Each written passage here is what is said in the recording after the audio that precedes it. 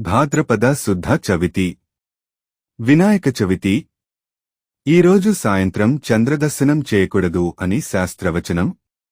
అయితే ఎవరైనా పొరపాటున చంద్రుడిని దర్శిస్తే ఎలా అనేది సందేహం. ఏటా చాలామందికి ఇది అనుకోకుండా జరుగుతుంది. అయితే దీనికి ఒకటే పరిహారం. చవితినాడు వినాయక పూజ పూర్తయిన తర్వాత సమంతకోపాఖ్యానం కథ విని స్వామివారి అక్షింతలు తలమీద వేసుకుంటే లేదా పండితులు పురోహితుల ద్వారా వేయించుకుంటే నీలాపనిందలు రావు. దీనికి కారణం ఆ రోజు సమంతకమణిని అపహరించాడని శ్రీకృష్ణ పరమాత్ముడిపై నీలాపనిందలు రాగా ఆయన నేను అపహరించలేదని నిరూపించుకుంటాడు.